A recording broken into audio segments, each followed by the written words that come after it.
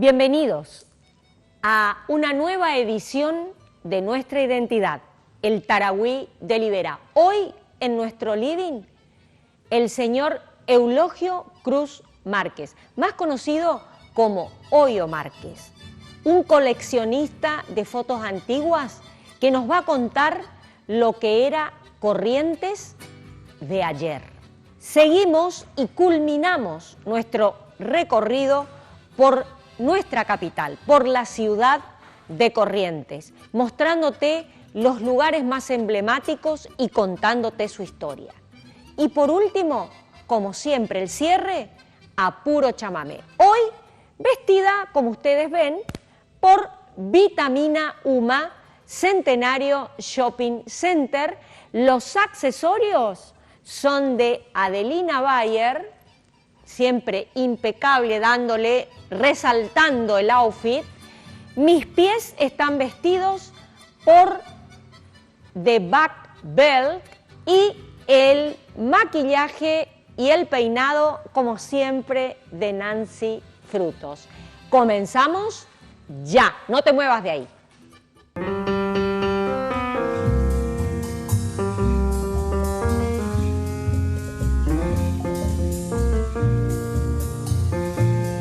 Él es director de Defensa Civil de la provincia de Corrientes.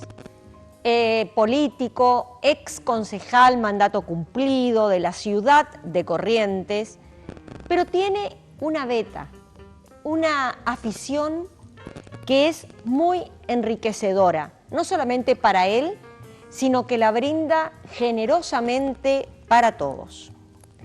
Colecciona imágenes antiguas de nuestra ciudad capital.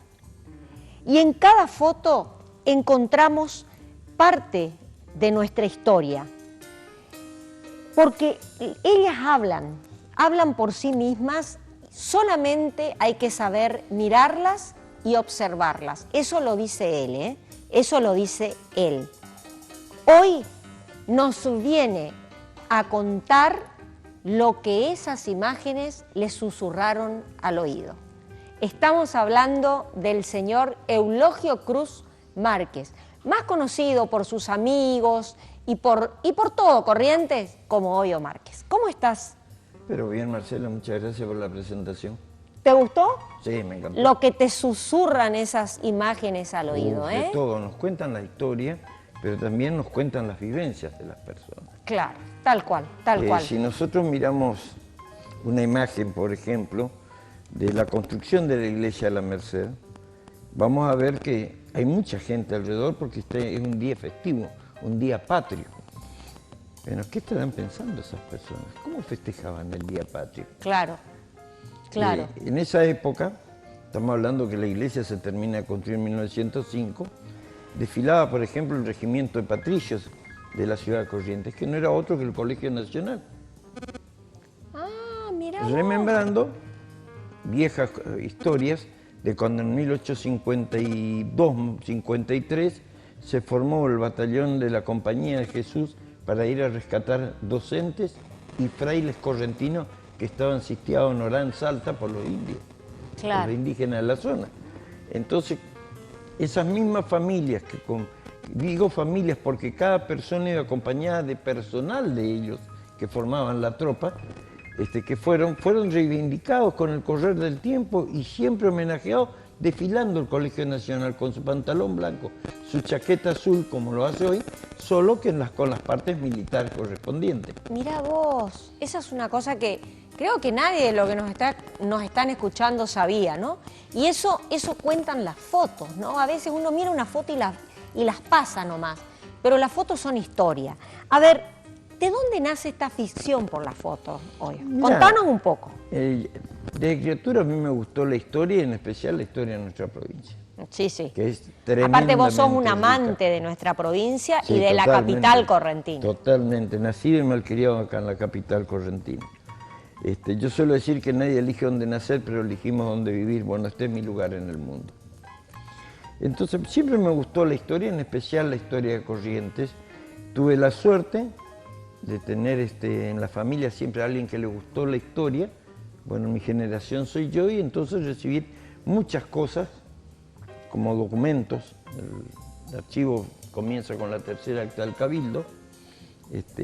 Y bueno, y también empezaron a venir fotos, y de tanto mirar las fotos que quería saber qué es lo que era la foto.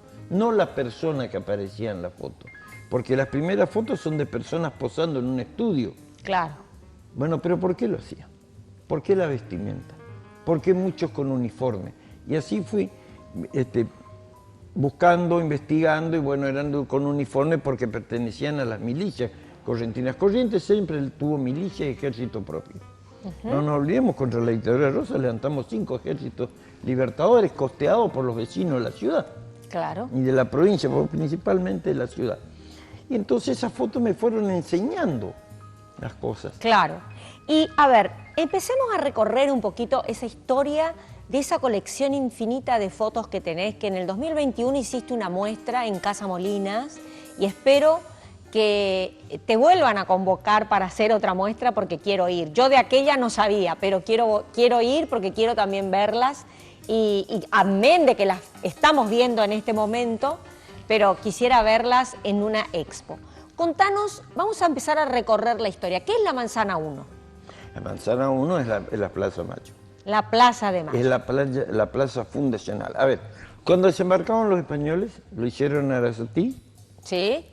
Construyeron el fuerte para protegerse.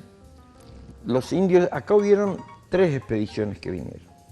Una por tierra al mando de Hernando Arias de Saavedra, Hernandarias, que vino con caballos, y vacunos, que cruzó por Paso de la Patria.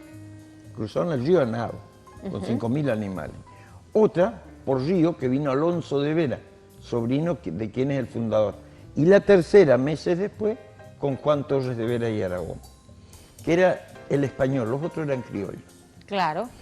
Bueno, Alonso de Vera fue el que prácticamente diagrama la ciudad y pacta con los indios de la zona, que vivían en lo que hoy es el Riachuelo y lo que es la zona de Cañá, Quiró, el Pirayuy. Eran indios pacíficos, eran indios recolectores.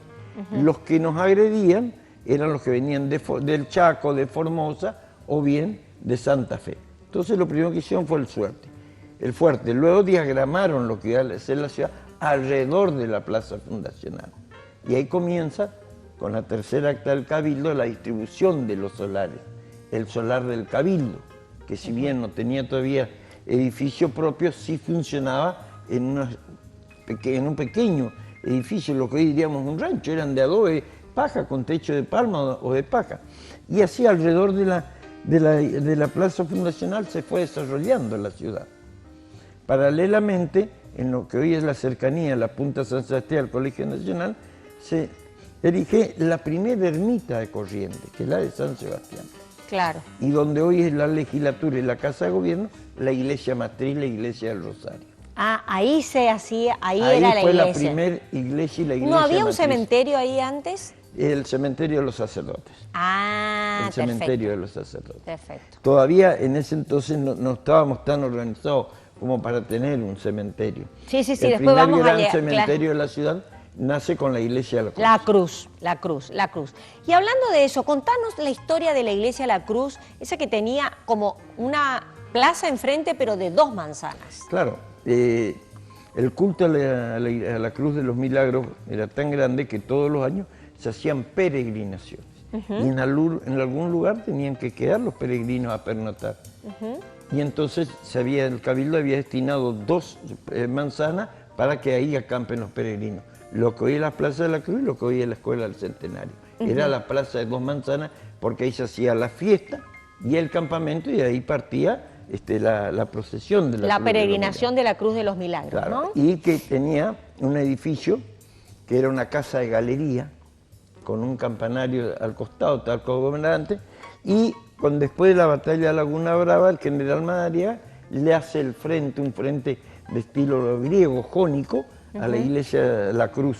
Y posterior, al lado de ella estaba el cementerio, y posteriormente, con un diseño del ingeniero Coll, se edifica la actual iglesia de La Cruz, que tenía 2 campanarios y una cúpula. Ajá. Que hubo que demolerla por las rajaduras, además, porque nuestro suelo es muy blando, muy inestable. Sí, totalmente. Entonces, y está como la conocemos hoy, sin campanarios y sin cúpula. Y sin cúpula, con las 2 torres. Sí, las 2 torres desaparecían. Ajá, ajá. Igual que la cúpula. Claro. Y enfrente la plaza de 2 manzanas, que a principios del siglo XX, con motivo del centenario de la Revolución de Mayo, se erige la escuela número 3, que es la número 3 de las graduadas, o sea, ya por grado, que es la escuela del centenario. Y ahí desaparece la segunda manzana.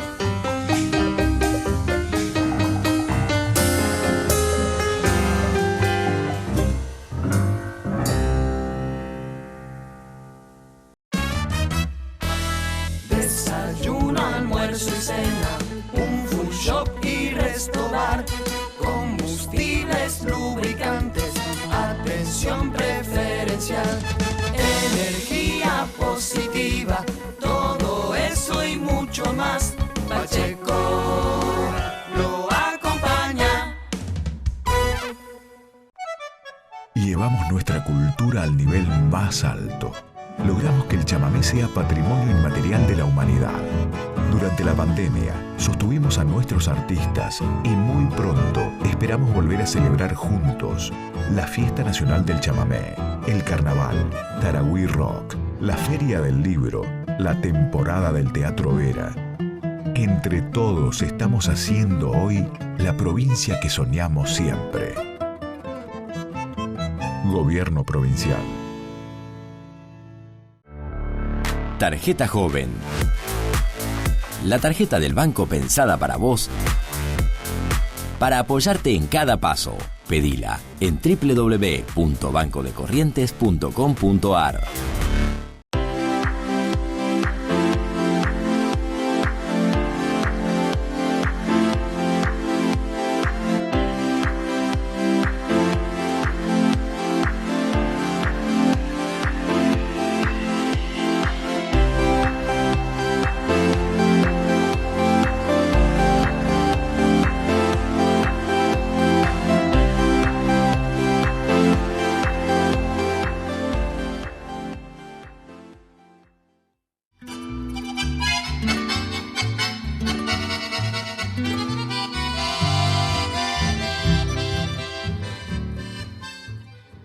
Estoy con el señor Alexis Davat, miembro de número de la Junta Histórica de Corrientes y trabaja en la Secretaría de Cultura y Educación como asesor de la Municipalidad de la Ciudad de Corrientes. Y con él vamos a transitar la historia de la fundación de nuestra Corrientes, que empieza allá por el 3 de abril de 1588. Hola Alexis Davat, ¿Cómo estás? ¿Cómo estás, Marcela? Un gusto estar acá. Bueno, pero ahora vamos a transitar la historia de la fundación de Corrientes, allá por el 3 de abril de 1588, Juan Torres de Vera y Aragón, Alonso de Vera y Aragón, el Tupí, después Hernandarias. Fernando Arias de Saavedra. Claro, hay que remarcar que Corrientes fue una de las pocas provincias fundadas por un adelantado, ¿no? Sí, el adelantado, casi podríamos decir la única. Nosotros somos la ciudad más antigua del nordeste argentino. Así es. Fundada por el licenciado Torres de Vera y Aragón el 3 de abril de 1588. Así es. Es muy interesante, primero, determinar por qué él llega a recibir el título de adelantado. Ajá. Él hereda el título de su suegro, porque se casa con la hija del tercer adelantado del Río de la Plata, que fue don Juan Ortiz de Zárate. Ah, mira vos. Él se transforma en el cuarto adelantado a partir del casamiento con Juana Ortiz de Zárate, la hija de, ella era una princesa inca, hija de el tercer adelantado, don Juan Ortiz de Zárate. Este hombre, al morir, dejó testado de que quien se casase con su hija heredaría el título del adelantazgo y debía cumplir con las capitulaciones reales que él había firmado con Felipe II. ¿Qué son las capitulaciones? Las capitulaciones reales son un contrato que firmaba el adelantado con el rey, determinando las ciudades que iban a ser fundadas a partir de la corriente colonizadora. Esto estaba ordenado en capítulos, de ahí viene el nombre capitulación. Las capitulaciones reales que había firmado el tercer adelantado Ortiz de Zárate, quedó 3 de esas ciudades sin fundar a partir de la muerte temprana de Ortiz de Zárate. Entonces, esas 3 ciudades que quedaron sin fundar debían ser cumplidas por el cuarto. Por lo tanto, el albacea testamentario de Ortiz de Zárate era don Juan de Garay.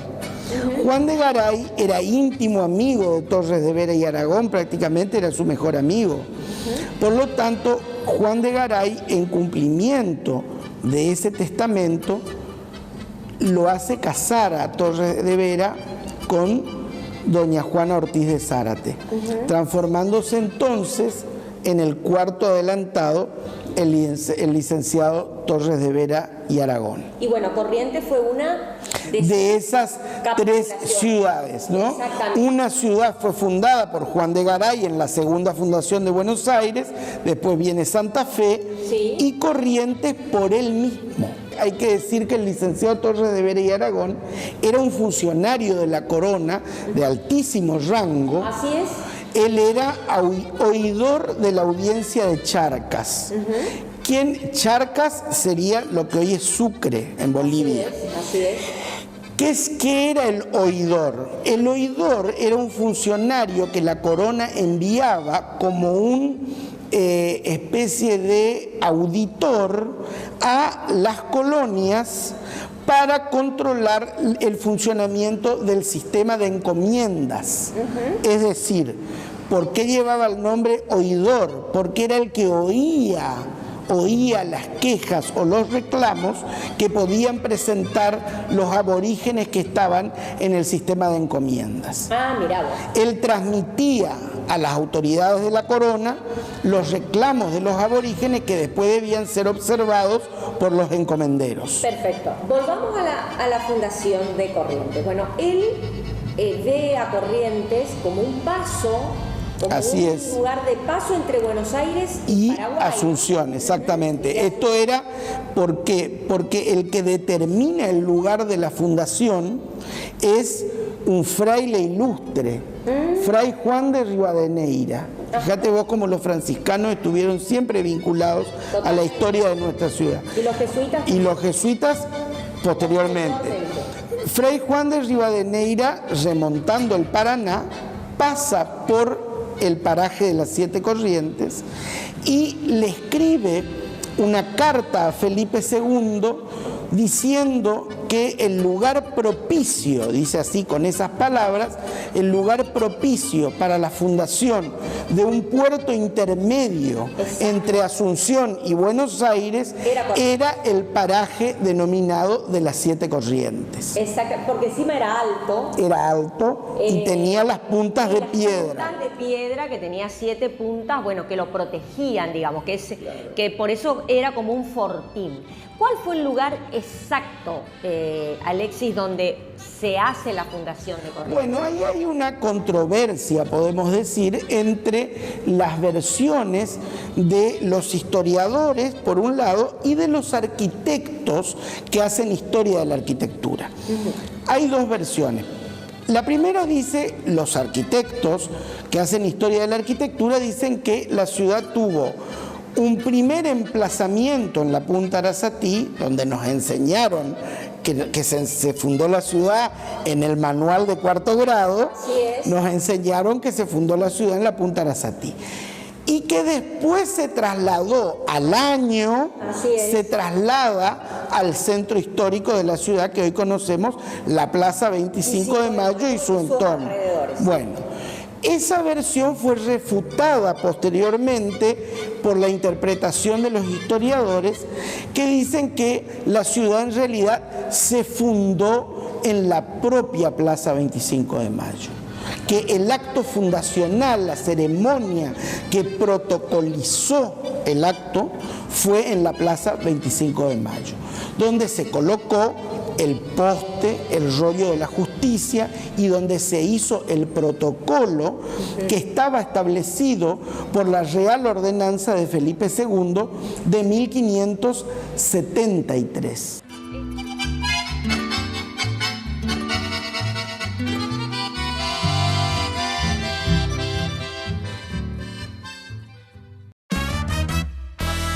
Desayuno, almuerzo y cena, un food shop y resto bar, combustibles, lubricantes, atención preferencial, energía positiva, todo eso y mucho más.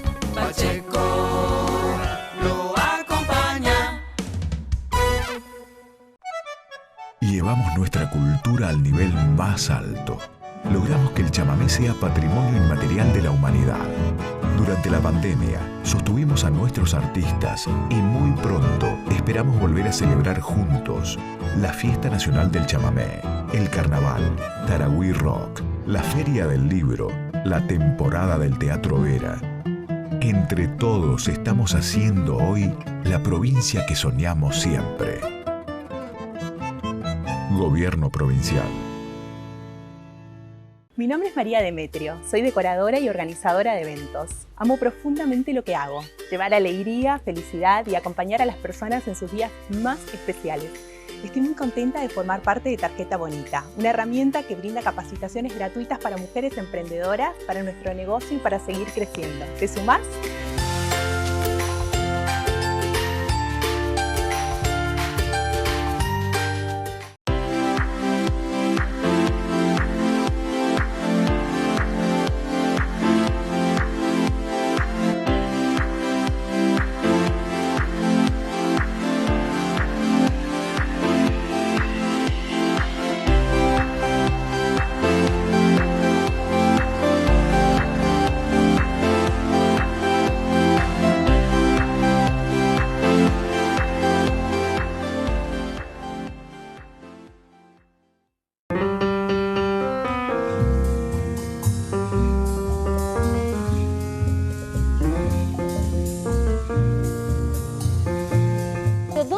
El Cabildo que ahora desapareció, digamos. El Cabildo estaba en calle Quintana, entre Salta y Buenos Aires, donde está la jefatura de policía.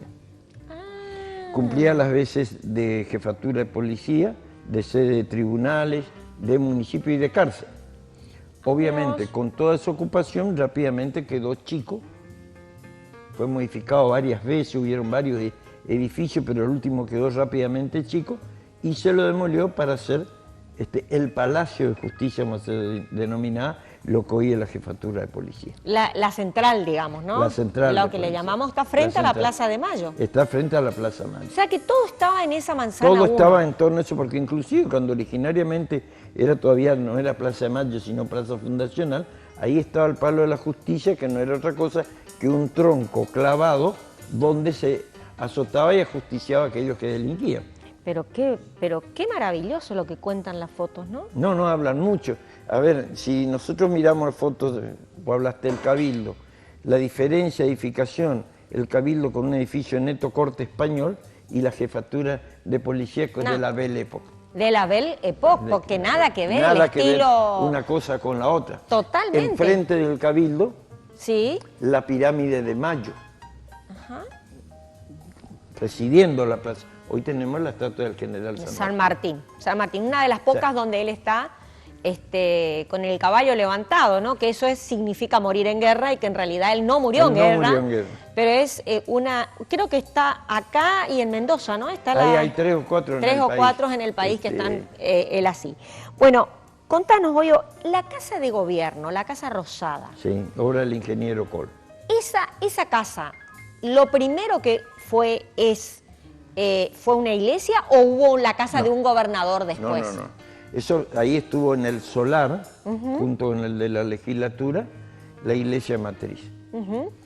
En la esquina donde está el Ministerio de Seguridad ya estaba la Casa Cabral, también construida por el ingeniero Col. A la Casa Cabral. La Casa Cabral. Se decide la demolición de la iglesia matriz y su traslado a donde hoy está la catedral, que es la iglesia del Rosario. Claro, de Nuestra Santísima Entonces del se Rosario. construye la Casa Rosada como sede del gobierno y casa del gobernador. El gobernador habitaba originariamente la casa. en Ahora la Casa sí. Rosada, como es en la Casa de Gobierno de la Nación también. Claro. Originariamente el presidente habitaba ahí. Se construye la Casa de Gobierno y queda un fragmento de terreno desocupado. Diríamos hoy un baldío. Se convocó a un concurso paisajista para hacer una continuidad de la plaza, que nunca se llegó a realizar porque ahí se hizo el Palacio de la Legislatura. Claro.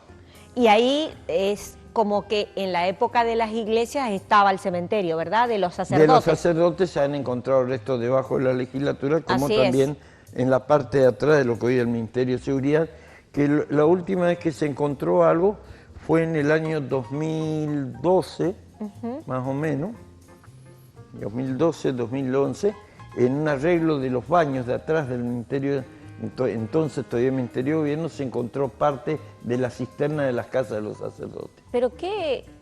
y los túneles, ni hablemos de los túneles, Bueno, ¿no? los túneles, hay toda una historia con respecto a los túneles. Los túneles no eran para huir, los túneles eran para introducir mercadería. Claro, sí. Había una disputa en la época entre el puerto de la Ciudad de Buenos Aires y los puertos interiores. Claro. Y Una nosotros cuestión teníamos un económica, puerto ahí. la aduana. Claro. El Paraguay comercializaba especialmente con Francia y nosotros con Francia e Inglaterra, como lo hacía Paraná, lo hacía Santa Fe, eran los puertos existentes. Bueno, el puerto de la Ciudad de Buenos Aires no toleraba eso porque perdía dinero. Aparte, he leído en algún lugar de crónicas de la época donde decía que mientras en Buenos Aires las mujeres se vestían con vestidos de lino, nuestras mujeres se vestían con ropa importada de Europa. Claro. Porque comercializábamos directamente. Entonces, con brocato, los vino vestidos. toda una cuestión económica muy grande que se embarcó inclusive en la batalla de Obligado. Claro. Que nosotros sosteníamos la libre navegación de los ríos porque entendíamos que, como de ser, podemos comercializar con quien deseemos. Claro. No con quien nos diga la aduana de Buenos Aires. Y que tenemos derecho a cobrar los ingresos aduaneros propios y no que los cobre Buenos Aires. Esa era la disputa del momento. Esa era la disputa y por eso ahí había como un puerto paralelo y subterráneo que llevaba la mercadería. Venían, no paraban en el puerto de Corrientes, ingresaban la mercadería de contrabando. Que está más o menos como está ahora el puerto, ¿no? Conserva una explanada. El puerto estaba en Punta San Sebastián. Hay fotos que lo muestran donde los carros bajan las cosas de los barcos y lo trasladan a la ciudad. El puerto, como conocemos hoy, se terminó de construir en el 50, antes hubo un puerto de hierro, antes uno de madera, y antes era solamente el lugar, la barranca donde se bajaba. Claro. En la Punta de San Sebastián estaba la capitanía de puerto, que era la que controlaba el ingreso y egreso de barcos. Y bueno, Corrientes en el siglo XIX fue una ciudad muy rica, con una lid económica muy grande, pero con poca instrucción. Claro. Y ahí viene una de las muestras que Pedro Ferrer, que para mí es el padre de la correntinidad, demuestra sus dotes estadistas. Trae una inmigración europea, pero no vino cualquiera, vinieron profesionales. Vinieron médicos, vinieron farmacéuticos, que a su vez se casaban con las niñas de las familias pudientes. De esa manera, a esta gente instruida, también vinieron docentes, les garantizaban el bienestar económico y a su vez levantaban el nivel cultural, digamos. Y cultural. Pero no solo de la ciudad, porque muchos fueron a los lugares de la campaña, los llamados los cuarteles, hoy los pueblos del interior. Los pueblos del interior. Por eso es que digo que demuestra que Ferrer era un verdadero estadista, porque el progreso no era para un solo polo de la ciudad, era para la provincia. Para toda entera. la provincia, para toda, es cierto. Pedro Ferrer siempre figura en los anales de la historia, transversalmente cruzando no solamente Corrientes, sino toda la Argentina, ¿no? Y bueno, él fue convencional constituyente por la provincia de La Rioja. Así es. No por Corrientes. No por Corrientes. No por Corrientes. Tal cual. Y fue reconocido políticamente en su momento a nivel nacional. Estamos hablando en la década del 30 y el 40 de 1800. O sea, no era fácil trascender en la forma que él trascendía. La verdad, hoy aquel carpintero de Río. De Río, ¿no? Aquel carpintero de Río, mirá cómo trascendió, ¿no? No. Fue realmente... El gobernador, porque fue el gobernador. Mira, Ferrer nos da unas lecciones en su vida tremendas. Sí, totalmente. Si bien nosotros ya teníamos una constitución desde el 21, las constituciones, los reglamentos constitucionales, como se llamaban en el momento, marcaba un solo mandato de gobernador. A él, el llamado Congreso Correntino, que podía modificar la Constitución, le ofrece modificar la Constitución para que él sea electo. Mira vos. Y él le dice que no, y lo designan gobernador a pedido de él a un adversario de él. Y él va al legislador y lo sostiene en el gobierno. Fíjate para demostrar vos, la importancia de la alternancia y que cómo las diferencias podían hacer crecer a una sociedad. Lo que haría falta un Ferrer en esta época, ¿no? Digo yo a nivel nacional, Sí. ¿no? Como para poder encauzar este país, pero lamentablemente las grietas eran otras épocas, eran otros hombres y tenían otros valores. Esa es la verdad. Y estaban en construir un exactamente, querían construir las provincias, la Argentina, y la querían hacer grande. Oye, realmente es un placer tenerte. Los tiempos en televisión y en canal de aire son tiranos, pero realmente te vamos a volver a invitar porque es fascinante escucharte y sobre todo ver las fotos que estamos viendo de lo que era nuestro Corrientes. Por eso ahora cerramos este reportaje con la mítica canción de Pocho Roch, Corrientes Soñadora. Y Soane Riera, bueno, perdón, pero viste que sí, él la llevó a la fama nomás por eso, pero es cierto. Pocho Roch, Soane Riera, Corrientes Soñadora. Y Juancito Leyes. Y Juancito Leyes. ¿Tú sabías que Juancito Leyes fue intendente de Salado? Sí, lo sabía y es muy amigo mío. Sí. Así es. Así que bueno, nos vamos escuchando Corrientes Soñadora y mirando otras imágenes de lo que fue nuestro Corrientes del ayer. Muchas gracias, No, Goyo. al contrario, gracias a vos.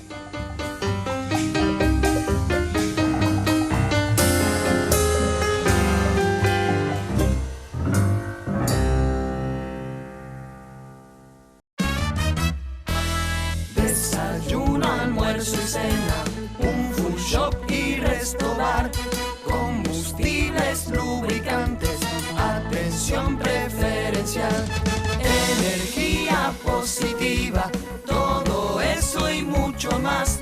Pacheco lo acompaña. Llevamos nuestra cultura al nivel más alto. Logramos que el chamamé sea patrimonio inmaterial de la humanidad. Durante la pandemia, sostuvimos a nuestros artistas y muy pronto esperamos volver a celebrar juntos la Fiesta Nacional del Chamamé, el Carnaval, Tarahui Rock, la Feria del Libro, la temporada del Teatro Vera. Entre todos estamos haciendo hoy la provincia que soñamos siempre. Gobierno Provincial. Tarjeta Joven. La tarjeta del banco pensada para vos, para apoyarte en cada paso. Pedila en www.bancodecorrientes.com.ar.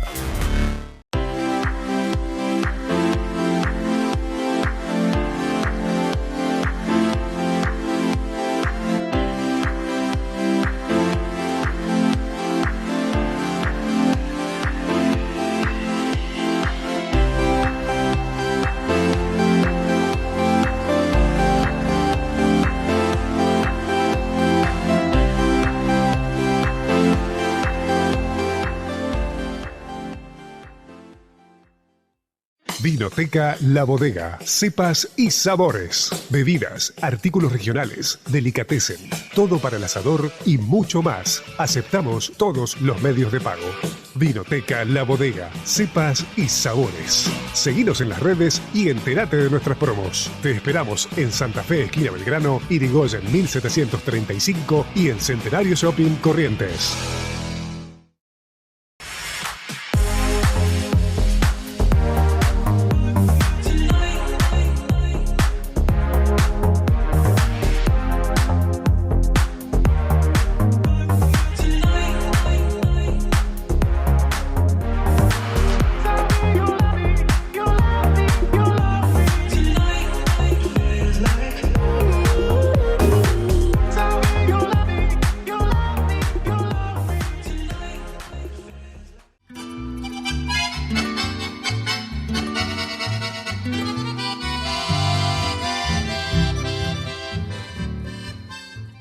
Volvemos del corte y seguimos con esta interesante charla con Alexis. Volvamos a la historia. A ver, con los aborígenes se suscitaron entre qué año y qué año hasta que... Al principio todo fue así, ¿no es cierto? Porque la ciudad tardó mucho en establecerse. Exacto. Tardó mucho en establecerse. Los primeros actos, digamos, que desarrolla en esos 3 días que está, porque Torres de Vera estuvo solamente 3 días, porque él tenía un litigio judicial con el virrey del Perú, Francisco de Toledo, que cuestionaba su título de adelantado a través de la herencia, del testamento, cuestionaba el testamento de Ortiz de Zárate. Entonces él tiene que viajar a seguir el litigio en España. Pero esos 3 días que él está en Corrientes, digamos que cumple con 3 actos fundamentales, ¿no es cierto? El primero, protocolizar el acto de la fundación, la ceremonia, de acuerdo a todos los requerimientos de las leyes de Indias y de lo que establecía la ordenanza de Felipe II.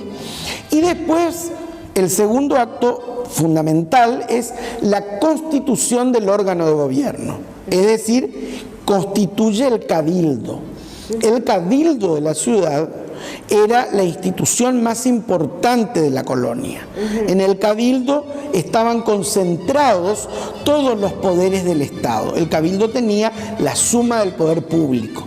Lo que hoy conocemos como los 3 poderes del Estado estaban concentrados en una sola institución, que era el cabildo. El cabildo legislaba, gobernaba y también impartía la justicia, ¿no? Justicia y regimiento. Todo estaba concentrado en el cabildo. Eran tales las funciones que el cabildo tenía, que también entre sus muchas funciones estaba la de regir la vida del calendario litúrgico de la ciudad. Por ejemplo, programaba hasta el calendario litúrgico de la ciudad y exigía a los funcionarios asistir a la misa, a las determinadas procesiones, a los momentos de festejo cívico y religioso, ¿no es cierto?, que tenía la ciudad. Él constituye el cabildo, es decir, constituye el órgano de gobierno, y el tercer acto administrativo es la repartición de los solares. La ciudad se organiza en el damero español, es decir, de acuerdo a las leyes de Indias. La ciudad se debía organizar a partir de la plaza principal, de la plaza central, que en tiempos de la colonia se llamaba Plaza de Armas. Después, en el siglo XIX, se llamó la Plaza Mayor. Así es. Y en el siglo XX adquirió el nombre de Plaza 25 de Mayo a partir de claro, y después del monumento al Libertador, cuando se coloca el monumento al Libertador en 1901, ya en el siglo XX adquiere el título de Plaza 25 de Mayo. Así es. Esta plaza fue desde el primer momento un vacío de manzana, o sea, o como dicen los arquitectos, un vacío edilicio. Nunca tuvo construcciones, siempre fue un espacio público, desde el primer día hasta hoy. En torno a la plaza se implantaron los edificios de función cívica y de función religiosa, de acuerdo a lo establecido por las leyes de India. En ese damero español es donde se produce el primer trazado de la urbanización de la ciudad, ¿no es cierto? El primer diseño urbanístico. En torno a la plaza se determinan las primeras calles y las primeras manzanas. La manzana cero, podemos decir, es la plaza, es el punto cero. Y la manzana número 1 es donde está emplazado el cabildo. Mira vos. Donde hoy está la jefatura de policía, para que nos ubiquemos en la actualidad. Exactamente, nos ubicamos en la actualidad y donde está la jefatura de policía, esa es la primera manzana de la ciudad, la manzana 1. Y la primera calle trazada de la ciudad es la calle Salta, que se llamaba la calle Real. Bueno. Era la calle Salta. Después de esta organización administrativa, viene la época en que Fernández Blanco era, digamos, quien hizo la Constitución, digamos, ¿no? Pasaron muchos años, por supuesto, la ciudad se fue creciendo, se fue ordenando, se fue desarrollando, esto llevó siglos, o sea que no hay que pensar de que la ciudad se creó y se armó en 100 años o en 10 años, no. Llevó muchísimo tiempo el desarrollo urbanístico, todo lo que tiene que ver con lo que fue la evolución arquitectónica. Empezó las delimitaciones, ¿no? La delimitación de las manzanas, que originalmente no eran exactas. Exactamente. Todo era muy precario, originalmente era como una aldea, un caserío, que después se fue ordenando y fue tomando el cuerpo de la ciudad, ¿no es cierto? Se estableció el cabildo, primero se construyó la primitiva iglesia matriz, a partir de 1590, en el solar donde hoy está ubicado el Palacio de Gobierno, Salta y 25 de Mayo. En esa esquina estaba la primitiva iglesia matriz, construida a partir de 1590. En 1605 se construye el primer cabildo, el primer edificio del cabildo, porque la institución del cabildo existe desde el primer día, pero originalmente se reunía en las casas de los alcaldes o de los regidores, que eran los funcionarios del cabildo. Ese cabildo primitivo se construye a partir de 1605 por orden del teniente de gobernador Francisco Arias de Mansilla. Es el primero que decreta la construcción del primer cabildo en 1605. En ese lugar, en el mismo solar, se reedifica 4 veces el cabildo a lo largo de 300 años. O sea, 3 siglos duró el cabildo en el mismo lugar, pero reedificado en diferentes oportunidades, con diferentes técnicas constructivas a medida que fue evolucionando la arquitectura de la ciudad, hasta 1905, cuando fue demolido definitivamente para dar lugar a la jefatura de policía que hoy conocemos, ¿no? Pero, bueno, volviendo al tema, digamos, Fernández Blanco insta a hacer la Constitución. Ese es el momento de la organización orgánica de la provincia. La provincia había tenido una organización administrativa previa, estamos hablando de la provincia, ¿no? Ya la ciudad ya existía y la provincia empieza a existir a partir de 1814, es decir, es una de las provincias más antiguas del país, anterior a la existencia de la nación. Exactamente. La creación administrativa, cuando el que determina en 1814 la delimitación de la provincia es el director supremo de las Provincias Unidas, Gervasio Antonio de Posadas. Hablamos de el decreto del 10 de septiembre de 1814. Antes de eso, el Cabildo de Corrientes, el 21 de abril del mismo año, ya había declarado la autonomía provincial, que después fue reconocida por la nación, digamos por las Provincias Unidas, no era todavía la nación argentina, pero las Provincias Unidas a través del director supremo, en ese decreto del 10 de septiembre. Posteriormente se produce lo que decimos la creación de la provincia orgánica. Y eso es a partir de 1821, cuando se sanciona el 12 de diciembre de 1821 el primer reglamento constitucional. Los guaraníes, después del suceso de la Cruz, se pacifican. Y ese es el verdadero milagro que podemos decir, ¿no?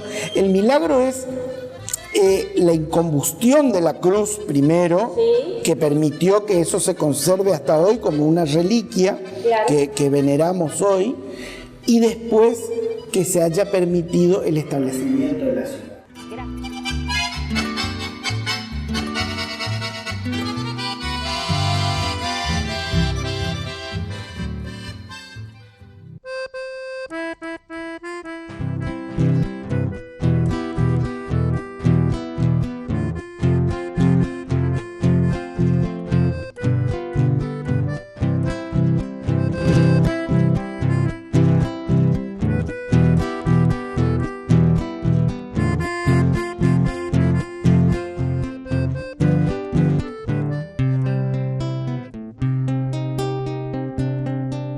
Estoy extrañando, abuelo, hoy estás conmigo en mis anhelos, como tatuajes grabados, has dejado valores en mi pecho. Hoy amaneció lloviendo y ese olorcito a tierra mojada hizo que me quedara en silencio a recordarte, querido abuelo. Recordé tus manos grandotas, curtidas de trabajo y esfuerzo, pero tiernas y delicadas. Cuando tomabas las manos de tus nietos, afuera sigue lloviendo, se arremolinan mis recuerdos, abuelo, y veo tu casa de adobe, que para nosotros era un templo. Cuántos hombres como vos, cuántos hombres como vos hacen falta, abuelo.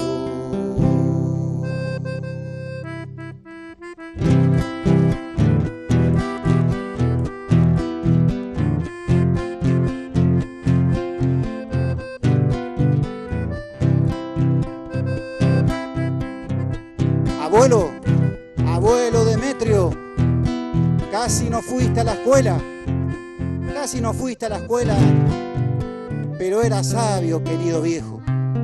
Con un pastito curabas la bichera del ternero y con tu hacha sagrada parabas al mal tiempo. En este mundo que se ha vuelto mezquino, egoísta, donde la demagogia es moneda corriente, yo pienso, cuántos hombres como vos hacen falta, abuelo. Hoy amaneció lloviendo y ese olorcito a tierra mojada hizo que me quedara en silencio a recordarte, querido abuelo. Recordé tus manos grandotas, curtidas de trabajo y esfuerzo, pero tiernas y delicadas. Cuando tomabas las manos de tus nietos, afuera sigue lloviendo, se arremolinan mis recuerdos, abuelo, y veo tu casa de adobe, que para nosotros era un templo.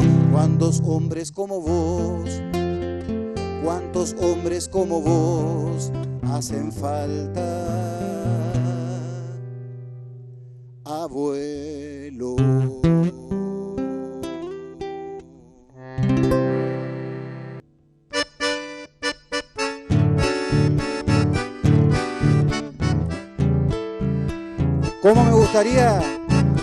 ¿Cómo me gustaría regalarle a la gente de mi Argentina amada el verdadero canto de Corrientes, el de su dignidad menospreciada? ¿Cómo me gustaría cómo me gustaría que la gente, la bien intencionada, que ni sospecha lo que somos, viera el corazón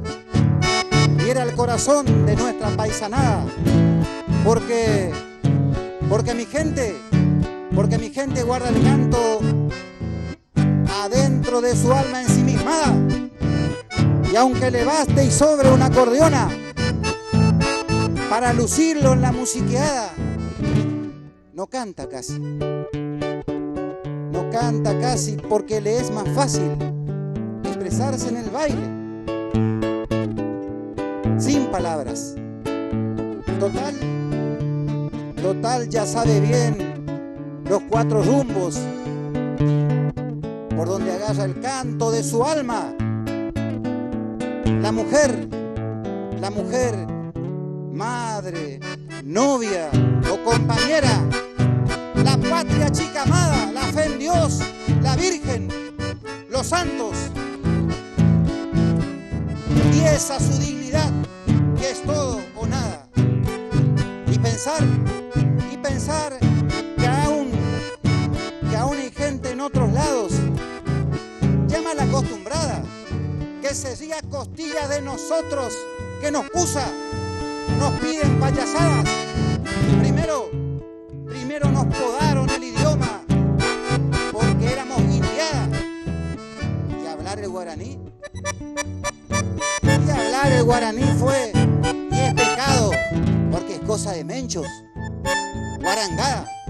Después vino la moda y procuraron quitarnos esa traza, esa forma de andar de antigua hombría que tenemos de bota o de alpargatas. No nos pidan entonces mucha labia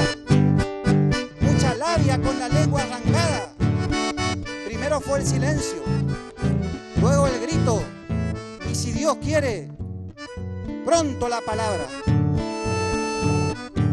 Ellos vienen con todo y son de afuera, y aunque su propaganda nos hiera el alma, nos profane todo, no han de lograr coparnos la parada porque la sangre manda, y por la sangre nos crece el chamamé de la esperanza, prendido un zapucay, que es un saludo a un tiempo nuevo que ya se abre cancha. Y es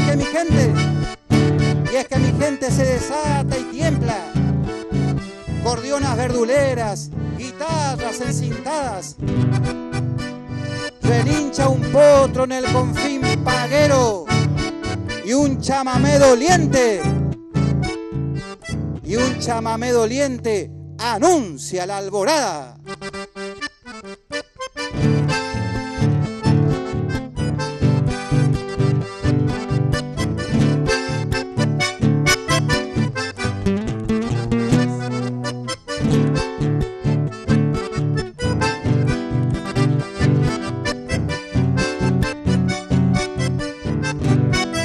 El carro de mi paciencia va lento pero seguro, la huella de la experiencia me fue mermando el apuro. Mi grito juega en el viento libre, macho y divertido, cielavo del sentimiento, ¿qué importa que esté prohibido?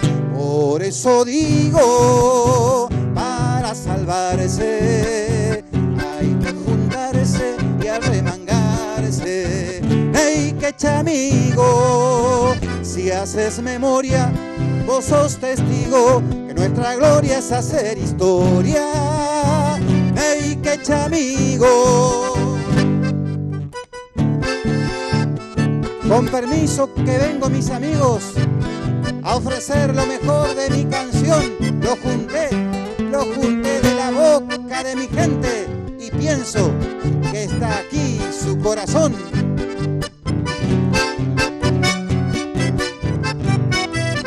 Corto en palabras, hay gente que piensa que soy huraño.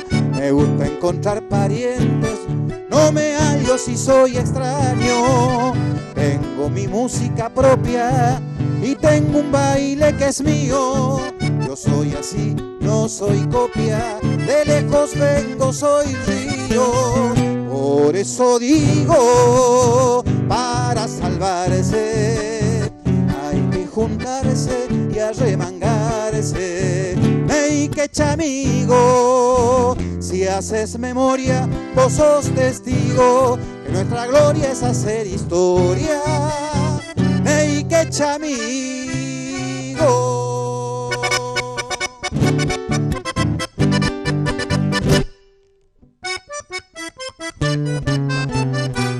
Gracias a nuestra identidad.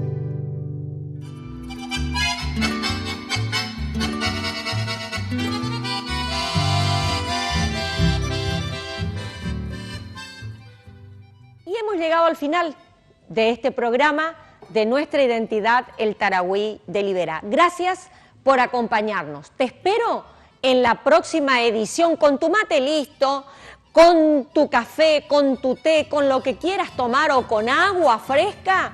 Te espero ahí, en el televisor, para disfrutar de otra edición. Que tengas una bendecida semana.